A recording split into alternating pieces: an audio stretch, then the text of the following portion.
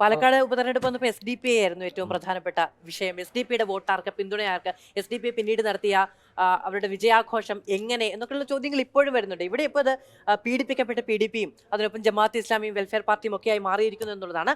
ഈ തെരഞ്ഞെടുപ്പിൽ ഏറ്റവും ചൂടേറിയ വിഷയം ജമാഅത്ത് വെൽഫെയർ പാർട്ടി പിന്തുണ ആരതിന്റെ നേട്ടം കൊയ്തു എന്നത് തന്നെയായിരിക്കും വരും ദിവസങ്ങളിൽ എന്നതിന് സംശയമൊന്നുമില്ല. UDFനെതിരെ എല്ലാ തെരഞ്ഞെടുപ്പ് പ്രചാരണ വേദികളിലും ഇതിനകം തന്നെ ആ ആരോപണം കൃത്യമായി മുന്നോട്ട് വെക്കുന്നുണ്ട്. അതിനിടയിൽ UDFനോട് SYS ചോദിക്കുന്നുണ്ട്, മതരാഷ്ട്രവാദത്തിൽ നിന്ന് ജമാഅത്തെ ഇസ്ലാമി പിൻവാങ്ങിയോ എന്ന് VD സതീശൻ വ്യക്തമാക്കണം എന്നുള്ളത്. അപ്പോൾ ഈ പിന്തുണ കൊണ്ടാണോ നിങ്ങൾ കേരളത്തിൽ പുതിയ രാഷ്ട്രീയം മുന്നോട്ട് വെക്കുന്നത് എന്ന് പരസ്പരം അങ്ങോട്ടും ഇങ്ങോട്ടും ചോദിക്കുന്നുണ്ട്.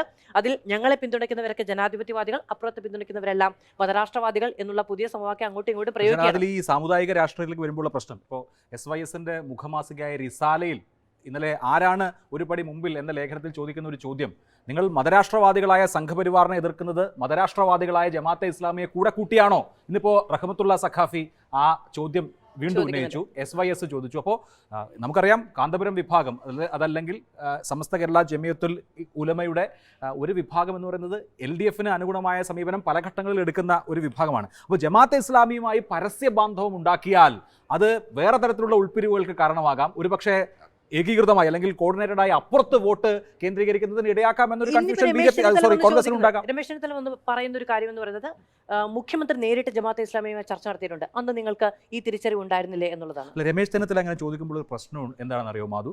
മുഖ്യമന്ത്രി അതായത് പിണറായി വിജയൻ മുമ്പ് ജമാഅത്തെ ഇസ്ലാമിയുമായി ചർച്ച നടത്തിയിട്ടുണ്ട്. രമേശ് ചെന്നിത്തല കേരളത്തിന്റെ ആഭ്യന്തരമന്ത്രി ആയിരുന്നത് നമുക്കറിയാം കഴിഞ്ഞ സർക്കാരിൻ്റെ കാലത്താണ്. രമേശ് ചെന്നിത്തല ആഭ്യന്തരമന്ത്രി ആയിരിക്കുമ്പോൾ 2014 ജനുവരി മാസം 18-ാം തീയതി അന്നത്തെ UDF സർക്കാർ കേരള ഹൈക്കോടതിയിൽ ഒരു സത്യവാങ്മൂലം കൊടുത്തിട്ടുണ്ട്. ആ സത്യവാങ്മൂലത്തിൽ പറയുന്നത് ജമാഅത്തെ ഇസ്ലാമി ഭരണഘടനയ്ക്ക് അനുഗുണമായ സമീപനം സ്വീകരിക്കുന്ന ഒരു വിഭാഗമല്ല അല്ലെങ്കിൽ ഒരു കക്ഷിയല്ല എന്നും ദേശീയ ഐക്യത്തിന് എതിരായ നിലപാടുകൾ സ്വീകരിക്കുന്ന ഒരു വിഭാഗമാണ്. അങ്ങനെയുള്ള കാര്യങ്ങൾ ഞങ്ങൾ സസൂക്ഷ്മമായി നിരീക്ഷിച്ചു വരികയാണ്. ഇവരുടെ ചില പ്രസിദ്ധീകരണങ്ങൾ 14 ബുക്കുകളോളം നിരോധിക്കുന്ന കാര്യം പരിശോധിക്കുന്നു തുടങ്ങിയ കാര്യങ്ങളാണ്. അതായത് ജമാഅത്തെ ഇസ്ലാമി ദേശീയ താല്പര്യത്തിനും ഭരണഘടനയ്ക്കും വിരുദ്ധമായ സമീപനം സ്വീകരിക്കുന്ന സംഘടനയാണ് എന്ന് അഫിഡവിറ്റ് കൊടുത്തത് രമേശ് ചെന്നിത്തല. സതീശൻ പറഞ്ഞു ജമാഅത്തെ ഇസ്ലാമി പഴയ കാഴ്ചപ്പാടുകളിൽ നിന്ന് മാറി.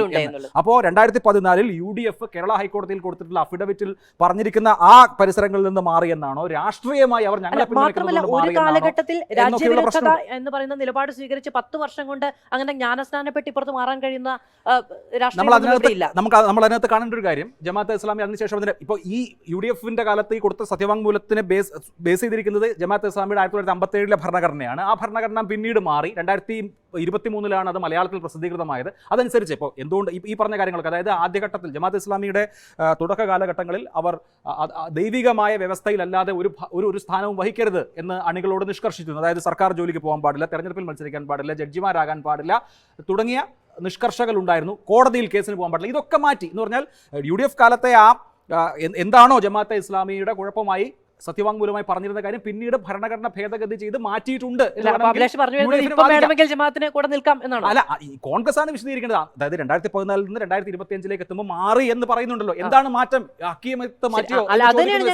അതാണോ? അതായത് ഈ ഭരണഘടന ഭേദഗതി വേണ്ടയോ എന്ന നിലപാടിൽ അതിന് ആധാരമായത് എന്താണ് എന്ന് കോൺഗ്രസ്, അതായത് ഈ ഭരണഘടനാ മാറ്റം കൊണ്ടാണോ? അപ്പോൾ സതീശനാണല്ലോ പറഞ്ഞത് അവർ മതരാഷ്ട്രവാദം ഉപേക്ഷിച്ച് മെച്ചപ്പെട്ടു എന്നുള്ളത്. അപ്പോൾ അവർ സ്വീകരിക്കുന്ന പൊളിറ്റിക്കൽ ആയിട്ടുള്ള നിലപാടുകളിൽ മാറ്റം വന്നു എന്നാണോ? അതായത് ഭരണഘടന മാറ്റി എന്നുള്ളതാണോ? ഏതാണ് മാറ്റം എന്ന് സ്വാഭാവികമായിട്ട് കോൺഗ്രസ് ആണല്ലോ വിശദീകരിക്കേണ്ടത്. തീർച്ചയായും.